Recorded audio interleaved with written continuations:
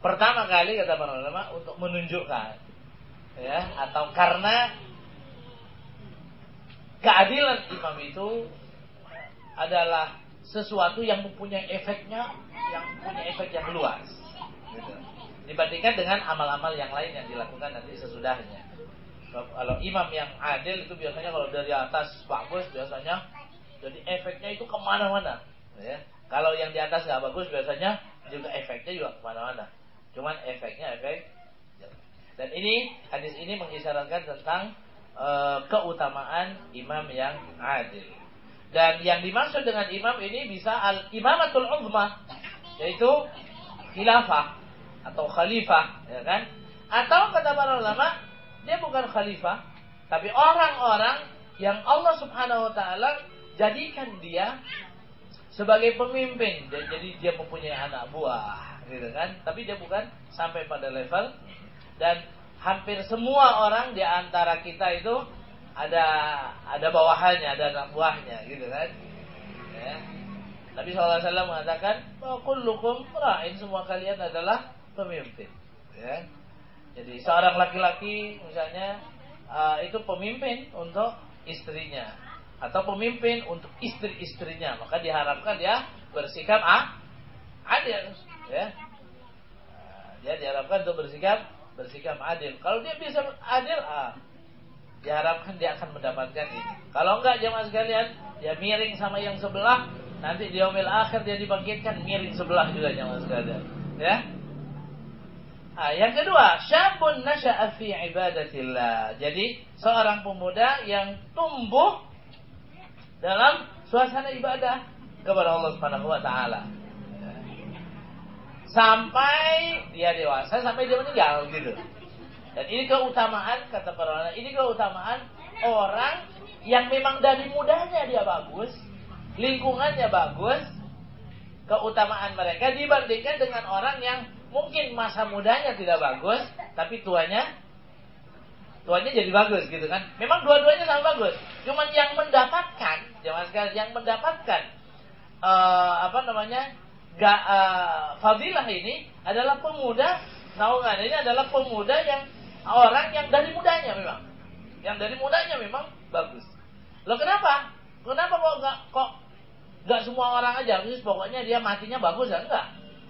Karena orang yang pemuda, ya kan?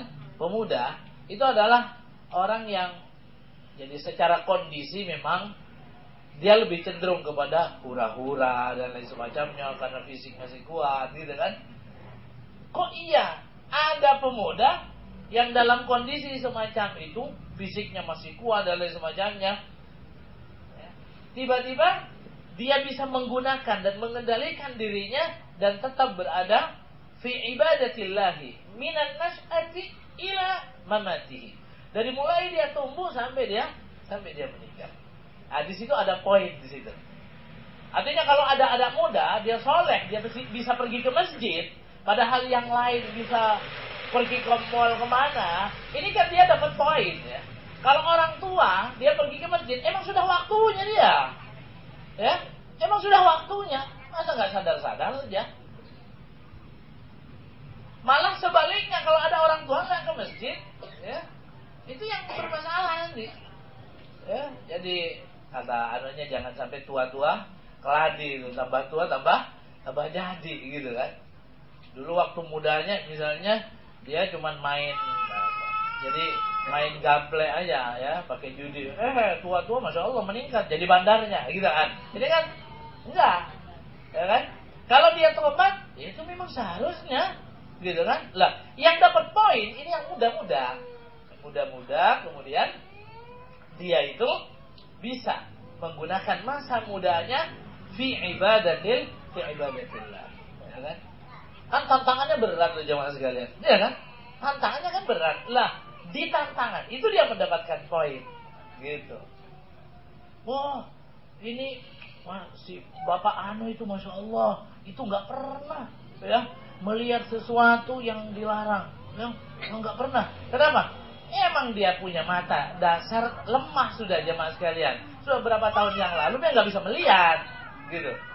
Jadi nggak pernah melihat sesuatu. Tapi kalau yang masih muda, dia pergi kemana-mana, kan tantangannya adalah di tantangan itu. Orang yang dapat kesempatan untuk melakukan sesuatu, tapi kesempatan itu tidak digunakan, ya kan? Malah dia mendahulukan ketakwaannya kepada Allah Subhanahu wa taala, maka ini yang akan mendapatkan poin. Ya. Bukan yang memang tidak mendapatkan kesempatan, bukan. Makanya tindakan kriminal itu jemaah sekalian bukan karena ada keinginan dari pelaku saja, bukan, tapi karena juga ada kesempatan. Makanya waspadalah.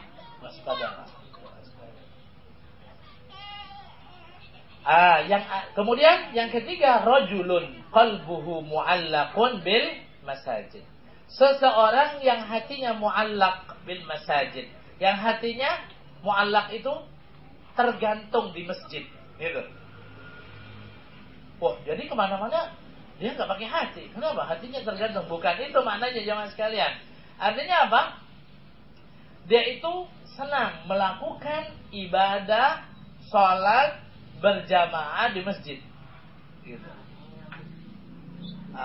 Hatta ketika dia itu dari saking senangnya, hatta ketika dia berada di luar masjid, tapi tetap qalbuhu mu'allaqun bil masajid. Sehingga yang tadiru shalah ba'da shalah. Jadi dia menunggu satu salat setelah salat yang lain. Oh, ini udah maghrib, kapan lagi ya? Ya, kita nunggulah, gitu kan? Ya. Kalau sudah azan, balik ke masjid, gitu kan? Ke mushola. Kalau sudah selesai, keluar, gitu kan? Lah, sebagian orang mengatakan, kenapa kok mereka dapat poin semacam ini? Karena orang itu, jadi tantangan yang dihadapi oleh orang, apalagi orang zaman sekarang, kalau orang sudah keluar dari masjid, ya kan, dia akan sibuk dengan urusan dunia. Ada sebagian orang yang sampai lupa mungkin untuk sholat, gitu kan.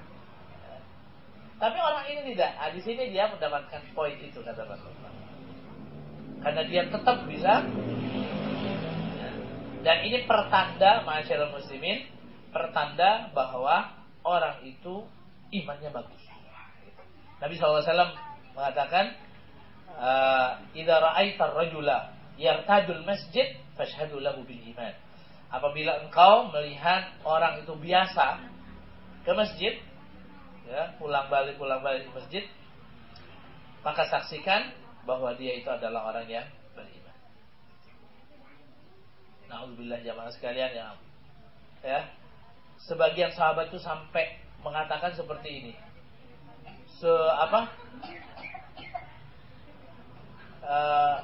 Ma ra'aituna, ya. Jadi aku tidak melihat bahwa kami para sahabat itu yatakhallaf anil masjid, tidak pergi ke masjid, kecuali orang-orang yang jelas-jelas menurut kami dia itu punya sifat kemunafikan. Itu kata sahabat. Jadi para sahabat semuanya ke masjid.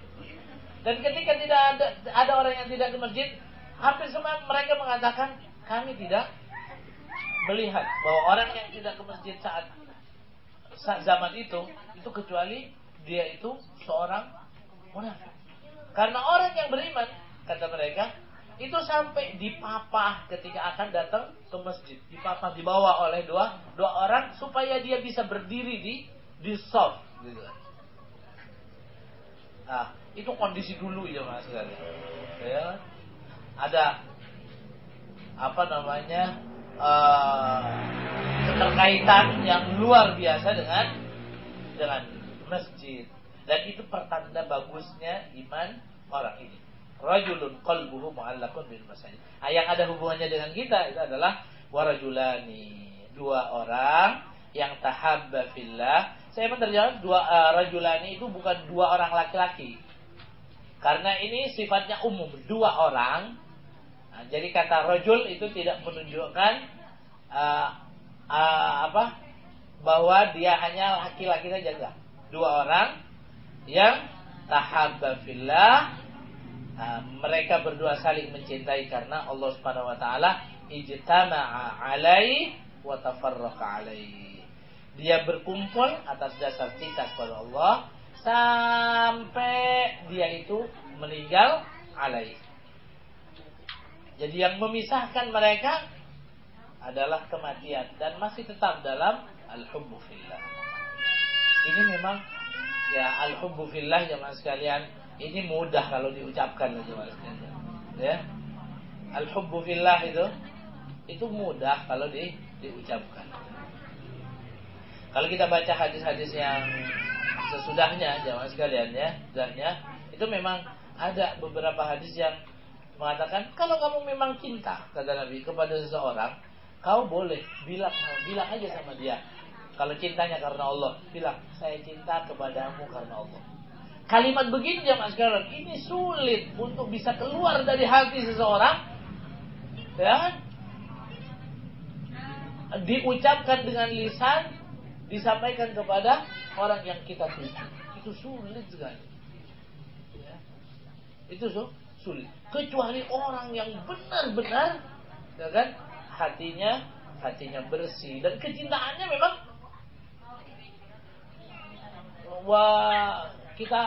kita jarang ya melihat ada orang yang mampu untuk mengungkapkan itu.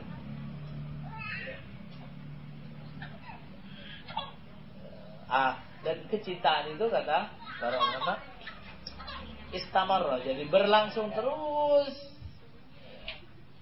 sampai dia meninggal. Nah, ini dia yang akan mendapatkan naungan Allah Subhanahu wa taala. Ya. Kemudian selanjutnya warajulun da'athu imra'atun, ada seorang laki-laki yang da'athu imra'atun, yang diajak oleh seorang wanita yang bukan mahramnya untuk melakukan perbuatan yang haram, sedangkan wanita itu dzatu mansibin wa jamal. Dia itu mempunyai kedudukan yang tinggi, keturunannya juga bangsawan, gitu kan? Wa jamal. Dan cantik lagi. Ya. Sebagian ulama menyebutkan dan agak susah katanya. Wanita yang ngumpulin dua-duanya begini, ya. Kadang-kadang ada cakep tapi bukan bangsawan dia. Ada yang bangsawan kagak cakep tapi gitu kan. Kalau dua-duanya ini ngumpul, lalu ada seseorang yang diajak oleh dia untuk melakukan perbuatan yang tidak seharusnya, dia mengatakan inni akhafullah. Lalu ketika diajak mengatakan inni akhafullah, sesungguhnya aku takut kepada Allah Subhanahu wa taala, lalu tinggalkan itu. Ini orang yang wah, kalau cuma ngomong begini Ustaz, saya bisa ini akhafullah, saya takut kepada Allah. Iya, cuma ngomong ini akhafullah. Masalahnya enggak ada yang ngajak. Coba ada yang ngajak jemaah sekalian. Bingung. Ya. Iya.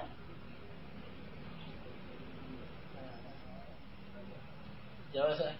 Semalam saya jamaah sekalian ada yang cerita sama saya, dia bilang apa namanya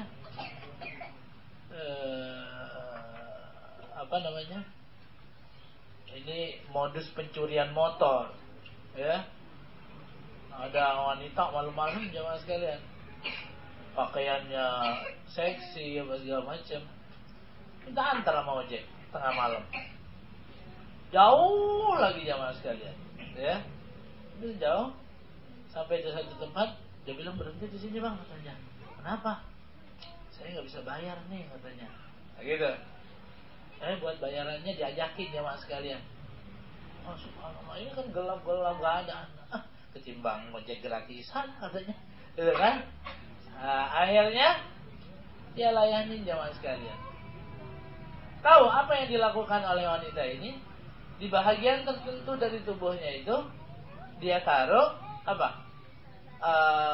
Semacam obat bius jemaah sekalian. Ya. Ketika dia hendak melakukan, sudah langsung wanita pria ini, tukang ojek ini nggak sadar jatuh, motornya dibawa sama cewek itu jemaah sekalian. Ya, ditungguin. Dan ini kejadian. Jadi kalau cuma ingin mengatakan ini akhafullah, gampang. Kita ini bisa, atau 3 kali, 4, ya.